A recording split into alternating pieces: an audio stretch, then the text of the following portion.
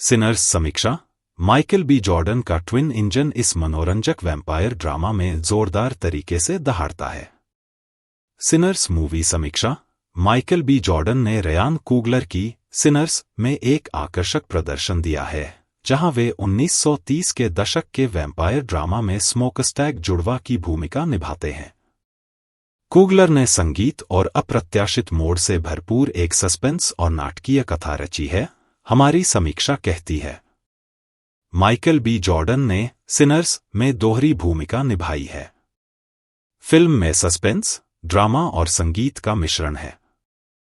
Sinners vampire शैली पर एक अनूठा नजरिया पेश करता है। नील जॉर्डन की 1994 की film interview with the vampire में टॉम क्रूज और ब्रैड पिट बड़े नुकीले दांत और फिट पैंट पहनकर एक दूसरे से द्वंद्व करते हैं।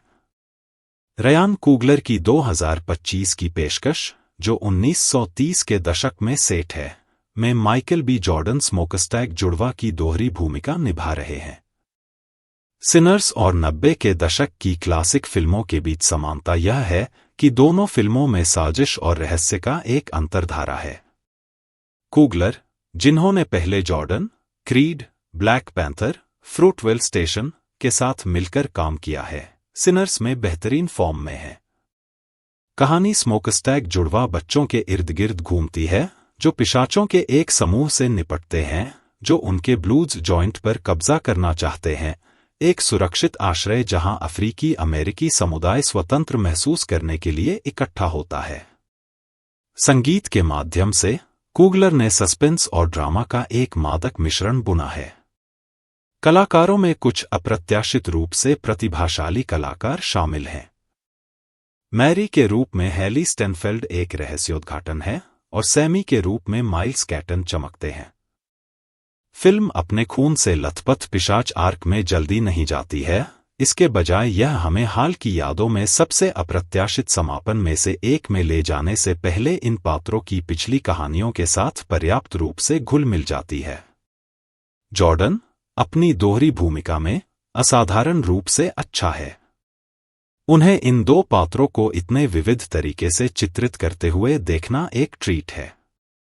दोनों के बीच अंतर करने के लिए उनके हाव भाव और बॉडी लैंग्वेज काम आते हैं।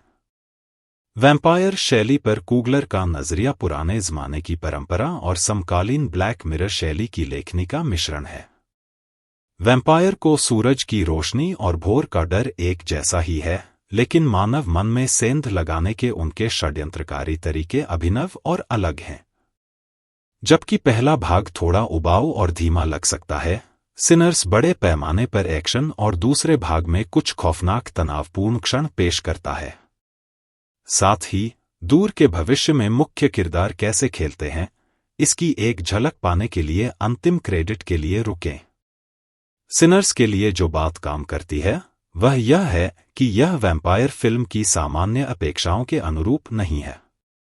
इसके बजाय यह सभी क्लिच को दरकिनार करती है और नई राह बनाने का प्रयास करती है। जॉर्डन को दोहरी भूमिका में कास्ट करने का निर्णय शानदार है, क्योंकि आप उसे दो अलग अलग किरदारों के बीच बदलते हुए देख सकते हैं, जो एक जैसे स्वैग को साझा करते हैं, लेकिन कहानी को कहां ले जाना चाहिए, इस पर उनका नजरिया बहुत अलग है।